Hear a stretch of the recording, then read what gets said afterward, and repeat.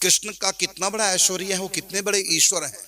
तो आप पढ़िए वेद दुर्वासा ऋषि के साथ जो लीला हुई है, किस प्रकार भगवान उनके अंदर समा गया, अनंत अनंत ब्रह्मांड दिखाए, अनंत अनंत रूप दिखाए, पूरा प्रभाव पूरा विस्तार है गर्ग संहिता में। उनसे बड़ा किसी का भी ऐश्वर्य नहीं, श्री कृष्ण ही सबसे ऊंचा उनका ऐश्वर्य रूप में। फिर प्रेम माधुर्य है, प्रेम पहला ऐश्वर्य, फिर प्रेम। प्रेम है गोविंद, प्रेमी कौन है? गोविंद। और ईश्वर कौन है? कृष्ण। तो प्रेमी कौन? गोविंद। तो गोविंद का प्रेम सर्वोपरि जो स्वरूप है वो प्रकट हुआ है महारास लीला में। और उसकी अधिकारी प्रेम में जो सबसे आगे कौन है? गोपी। इसलिए कहा गोपी प्रेम की ध्वजा। प्रेम में सबसे आगे गोपी, ऐश्वर्य में सबसे आगे दुर्वासा ऋषि, और प्रेम में सबसे आगे गोपियां। अब इसके बाद तीसरे कृष्ण, बल्लभ कृष्ण, कांत कृष्ण है, जो गोपियों के गोपी जन बल्लभ, गोपी का अर्थ राधा रानी है, जो राधा रानी के और उनके सखियों के बल्लभ। तो वो है बल्लभ, उनका रसिक रूप, वो है रसिक बिहारी, वह है निकुंज के ठाकुर जी। तो कहता सीधा सीधा निकुंज कहीं नाम आ जाता तो ये नाम सब क्यों आए, तीन तीन नाम? तो ये एक नियम है, आप कल विस्तार से बताएंगे कि निकुंज के मंत्र में तीन नाम क्यों आए। सीधा सीधा एक ही नाम आ जाता रसिक बिहारी जी का, निकुंज बिहारी का, कुंज बिहारी श्यामा श्याम सीधा आ जाता। लेकिन ये ऐसे पहले ऐश्वर्य, फिर प्रेम में, उसके बाद रस में। इसका कारण है अलमंदार संहिता भगवान शिव ने पार्वती को सुनाई। उसमें भगवान शिव भगवती पार्वती जी को, कल मैं लाऊंगा पढ़ाकर दिखाऊंगा एक एक शब्द। उसमें भगवान कहते हैं निकुंज का जो भाव है वो कैसे धारण करना।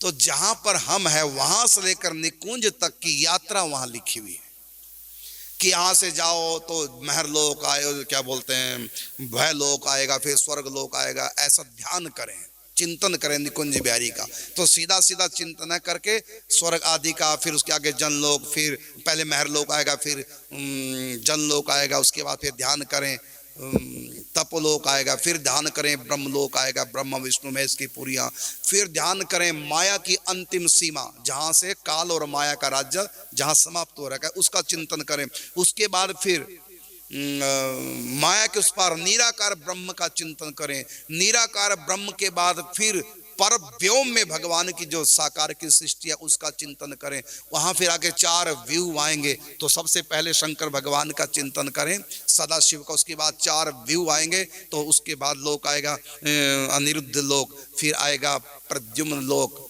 फिर आएगा संकर्षण लोक, फिर आएगा वासुदेव लोक। उसके फिर आगे बढ़ो, फिर आएगा साकेत धाम अयोध्या, फिर आगे चिंतन करो, फिर आएगा मथुरा द्वारिका, फिर द्वारिका का चिंतन से आगे बढ़ो, फिर आएगा मथुरा। उसके बाद फिर आगे बढ़ो, फिर आएगा गोलोक धाम, और उसके बाद फिर और आगे बढ़ो, फिर आएगा वृंदावन धाम। तब निकुंज का चिंतन करना। ऐसे करना, स्टेप बाय स्टेप, प्रतिदिन ध्यान करो। ये अलमंदार संगीता में भगवती पार्वती को भगवान शिव कह रहे हैं कि जहां भी साधक बैठा वहां से मानसिक यात्रा करे, फिर ऊपर, फिर उससे आगे, फिर उससे आगे, सबसे आगे। सबसे पर गोलोक है और ताते पर बनराज, सबसे आगे गोलोक धाम, और फिर सबसे अंत में वृंदावन का चिंतन करें। ये ऐसा क्यों भगवान शंकर जी ने बताया? तो भगवान शंकर कहते हैं पहले श्रद्धा बढ़ाओ कि हमारे निकुंज बिहारी श्यामा श्याम सबसे आगे हैं, इससे आगे कुछ नहीं, ताते पर बनराज है, इससे आगे और कुछ नहीं। तो इस प्रकार पहले अपने ऐश्वर्य को पुष्ट करें, फिर प्रेम को पुष्ट करें, और उसके बाद फिर रस में जाए। डायरेक्ट रस में नहीं, क्योंकि डायरेक्ट रस का चिंतन करोगे तो अश्रद्धा हो जाएगी। ये कैसा भगवान, जिनको भूख भी लगती है, जिनको पसीने भी आ रहे हैं, ये कैसा भगवान है जो रो रहा है? राम जी रोते हैं तो सती को शंका होगी, ये कैसा भगवान है? इसका मतलब है कि डायरेक्ट उनके प्रेम की लीला व्यक्ति समझ नहीं सकता। उनका प्रेम माधुर्य डायरेक्ट नहीं, पहले ऐश्वर्य में प्रेस करो। तो भगवान शंकर ने भगवती पार्वती को यही कहा कि निकुंज बिहारी, क्योंकि वहां ऐश्वर्य बिल्कुल भी जीरो है, भगवान पना जीरो है। श्री कृष्ण कितने बड़े भगवान, पहले यहाँ पर हमारी आस्था दृढ़ होनी चाहिए। उसके बाद वो कितने बड़े प्रेमी हैं, यहाँ पर हमारी आस्था दृढ़ हो तो उनकी प्रेम, उनका ऐश्वर्य और उनका प्रेम माधुर्य, जब ये दोनों हमारे भीतर बैठ जाएंगे, उसके बाद भगवान शंकर कहते पार्वती से फिर रस की लीलाओं का चिंतन कर, डायरेक्ट नहीं। जय जय श्री तु सहचरी भरी प्रेम रस रंग, प्यारी प्रीतम के सदा रहती जो दिन संग।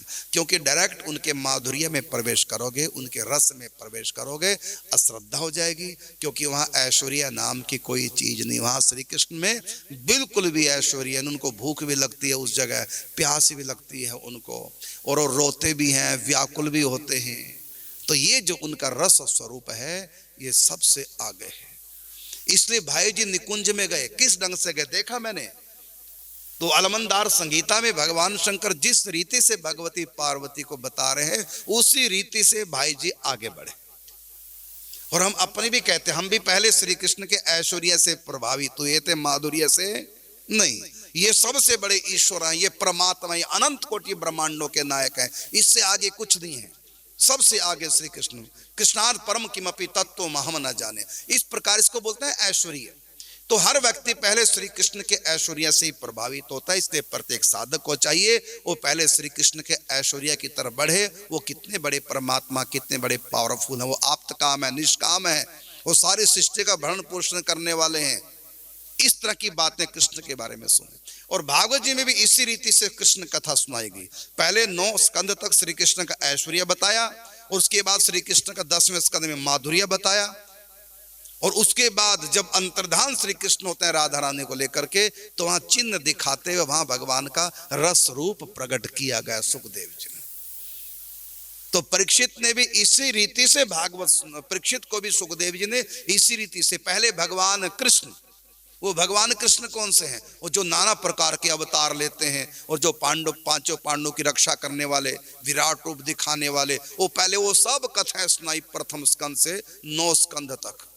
ये बताया श्री कृष्ण, कौन से श्री कृष्ण, भगवान कृष्ण। और 10वें स्कंद में कौन से कृष्ण, गोविंद, यशोदा के कृष्ण की चर्चा है। वहां देवकी के कृष्ण नहीं है, देव के कृष्ण का केवल एक अध्याय है, शुरुआत में जन्म अवतार लिया, उसके बाद जो विस्तार हुआ है वो प्रेमी कृष्ण का है। ग्वाल बालों के संग, गवों के संग, गोपियों के संग, राधा रानी के संग, नंद यशोदा के संग जो जो प्रेम के खेल किए वो कृष्ण ने नहीं किए, वो गोविंद ने किए हैं।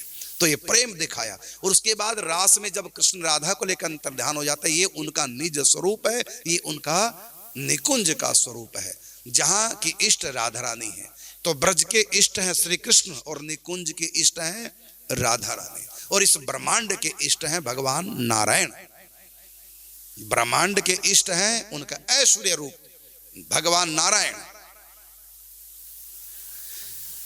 तो इसी प्रकार कई ग्रंथों में कहा कि विष्णु के अवतार श्री कृष्ण, बिल्कुल ठीक है, विष्णु के अवतार है, लेकिन आगे फिर गोविंद, उसके आगे फिर रस। तो प्रारंभ में हम भगवान कृष्ण के तरफ, हम भी यही मानते थे विष्णु भगवान ही कृष्ण के रूप में आए, तो उनके ऐश्वर्य वाला भाव। फिर धीरे धीरे हम समझ में आया भक्तमाल से उनका प्रेम रूप गोविंद का। और जब भगवान शंकर जी की कृपा हुई और भाई जी की कृपा हुई, तब हमको लगा पता कृष्ण से आगे गोविंद, और गोविंद से आगे रसिक कुंज बिहारी श्यामा श्याम। ये भाई जी की कृपा हुई, भगवान शिव की कृपा हुई, तब लगा पता कि निकुंज का राज क्या है। फिर मैं तीसरी बार कहना चाहूंगा, मैं भेद नहीं बता रहा हूं, जो निकुंज में है वही ब्रज में है, जो ब्रज में है वही वैकुंठ है। एक ही परमात्मा अनेक रूपों में, कोई अंतर नहीं किसी भी रूप की तरफ। जिसका जहां लगाव हो, जिसको श्रद्धा अधिक बढ़ानी है वो ऐश्वर्य की लीला सुने, जिसको प्रेम बढ़ाना है वो ब्रज की लीला सुने, और जिसको अपने भीतर रस पैदा करना सखी भाव, वो फिर उसके लिए महामाणी ग्रंथ है, उसको पढ़े। तो प्रीतम पे ध्यान रखना, इसलिए हम सबको नहीं देते ये महावाणी जी। चरित्र भाई जी का चल रहा है, लेकिन मैं शायद आज भाई जी का चरित्र हो भी ना पाए, समय का अभाव, कल हो जाएगा। लेकिन वहां कुछ ऐसी बात मन में आई थी, क्योंकि यहाँ भाई जी ऐश्वर्या की तरफ जा रहे हैं, जबकि लास्ट में राधा तत्व सखी भाव में जाएंगे, लेकिन अभी ऐश्वर्या भाव में है। तो यही नीम है। तो अलमनदार संगीता में भी ये बताया, और ये क्या बोलते हैं, जो हमारा निकुंज का मंत्र है उसमें भी 3 नाम बताए हैं कृष्ण नाम, गोविंद नाम और अंत में गोपीजन, बल्लभ बल्लभ नाम दिया। बल्लभ का मतलब होता है प्रिय, लवर। तो ये तीन नाम निकुंज मंत्र में क्यों है भगवान के? तो इन तीनों का रहस्य है। तो श्री कृष्ण का जो रूप है सर्वोपरि गुप्त, वह है निकुंज के ठाकुर जी, वही उपासना, वही उनका निज स्वरूप है। तो पहले साधक श्री कृष्ण के ऐश्वर्य की तरफ जाता है, उससे आकर्षित होता है। उसके बाद फिर वो ब्रज के कृष्ण के प्रति आकर्षित, पहले गीता के कृष्ण की तरफ आकर्षित होता है, उसके बाद फिर ब्रज के कृष्ण की तरफ आकर्षित होता है, और उसके बाद वो निकुंज के कृष्ण की तरफ आकर्षित होता है। और फिर निकुंज के कृष्ण की तरफ आकर्षित होते होते अपने आप ही राधा रानी का सेवक, सखी भाव अपने आप ही आ जाता है।